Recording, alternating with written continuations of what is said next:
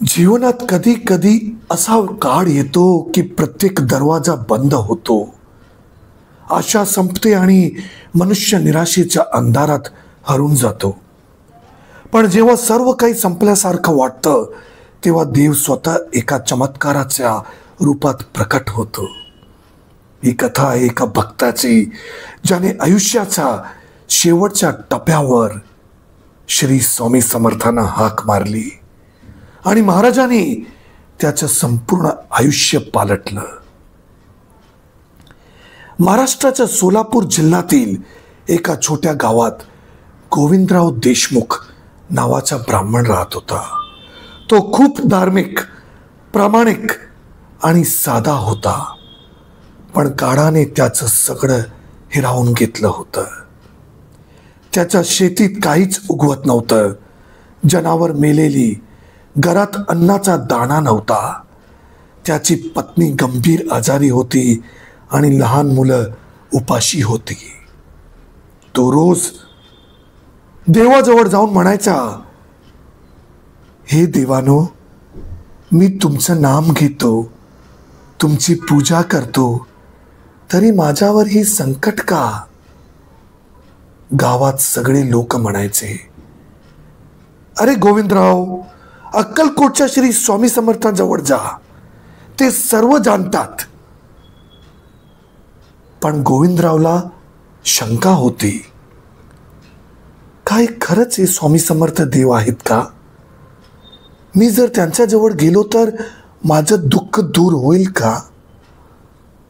पण शेवटी जेव्हा त्याची पत्नी अंथरुणावर शेवटचे श्वास घेत होती तेव्हा त्याने मनोमन ठरवलं, मी श्री स्वामी समर्थांना भेटल्याशिवाय परतणार नाही. गोविंदराव नंगे पाय निघाला अक्कलकोटकडे. गरम रस्ते, कोटेरी झुडप, तहान आणि थकवा, पण त्याच्या ओठावर सतत एकच नाम होतं, जय जय श्री स्वामी समर्थ, जय जय श्री स्वामी समर्थ, जय जय श्री स्वामी समर्थ. तो 3 दिवस चालत राहिला. रस्त्यात काही लोकांनी पाणी दिलं, काहींनी अन्न दिलं. सर्वत्र त्याला जाणवत होतं की काहीतरी अदृश्य शक्ती त्याला पुढे नेत आहे.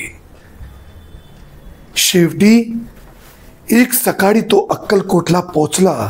एका मोठ्या वडाच्या झाडाखाली लोकांची गर्दी होती. मध्यभागी तेजस्वी, गंभीर आणि करुणामय दृष्टी असलेले श्री स्वामी समर्थ महाराज बसले होते. गोविंदरावने दुरूनच त्यांना पाहिलं आणि त्याच्या डोळ्यातून अश्रू वाहू लागले. तो पुढे गेला आणि चरणाशी पडला. महाराजांनी त्याच्याकडे बघून हसत म्हटलं, अरे गोविंदा, एवढं का रडतोस रे? तू तर 3 दिवसापासून माझ्या जवळ यायचं ठरवलंस ना. चला, बस, सगळं ठीक होईल आता. गोविंदराव थक्क झाला. त्याने तर कुणालाच सांगितलं नव्हतं की तो येणार आहे. मग महाराजांना कसं कळलं? त्याच्या अंगावर रोमांच उठले. त्याने मनात विचार केला, हे खरेच देव आहेत, हे खरेच देव आहेत, हे खरेच देव आहेत.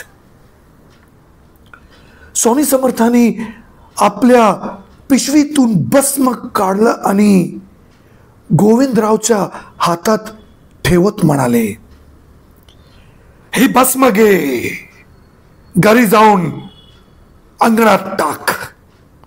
बघ, सर्व काही बदलून जाईल, पण लक्षात ठेव, श्रद्धा ठेवा.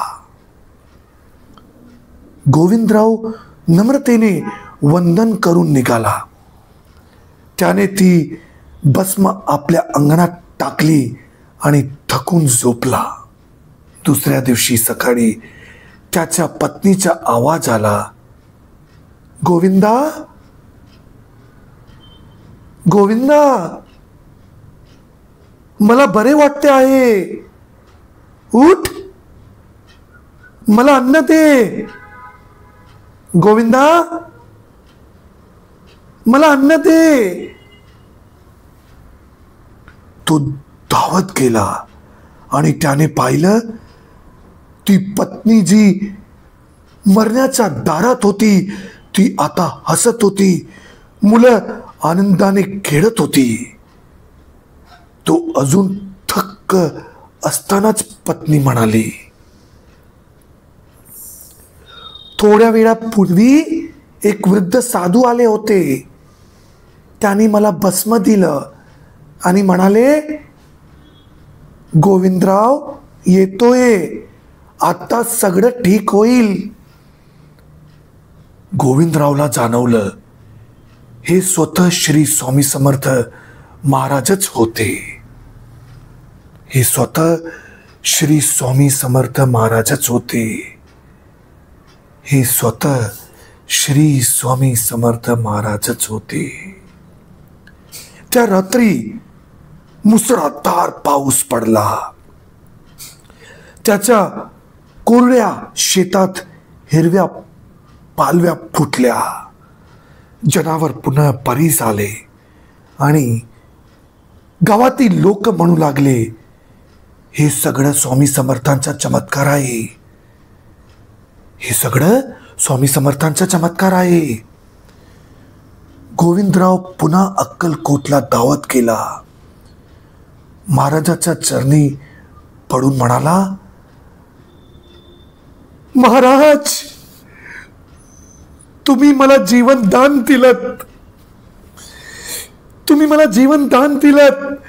माझं सर्व काही संपलं होतं, पण तुम्ही पुन्हा मला उभं केलं. तुम्ही पुन्हा मला उभं केलं. तुम्ही पुन्हा मला उभं केलं. स्वामी समर्थ शांतपणे म्हणाले, मी काही केलं नाही रे गोविंदा. सगळं तुझ्या श्रद्धेने घडलं. भक्ती आणि विश्वास असला की देव कधी दूर नसतो. त्या दिवसानंतर गोविंदराव रोज श्री स्वामी समर्थांचा नाम जप करू लागला. रोज श्री स्वामी समर्थांचा नाम जप करू लागला.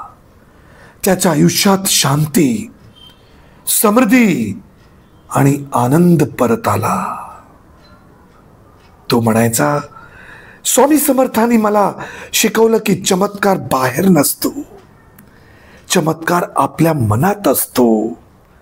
चमत्कार बाहेर नसतो, चमत्कार आपल्या मनात असतो, जेव्हा आपण विश्वास ठेवतो. भक्ती हीच खरी साधना आहे भक्तांनो. जे मनापासून श्री स्वामी समर्थांना पुकारतात त्यांच्या आयुष्यात चमत्कार घडतातच. जे मनापासून श्री स्वामी समर्थांना पुकारतात त्यांच्या आयुष्यात चमत्कार घडतातच. स्वामी समर्थ फक्त अक्कलकोट पुरते मर्यादित नाहीत, ते प्रत्येक भक्ताच्या अंतःकरणात आहेत. आणि जेव्हा आपण श्रद्धेने म्हणतो, जय जय श्री स्वामी समर्थ, जय जय श्री स्वामी समर्थ, जय जय श्री स्वामी समर्थ, तेव्हा ते स्वतः आपल्या पाठीशी उभे राहतात.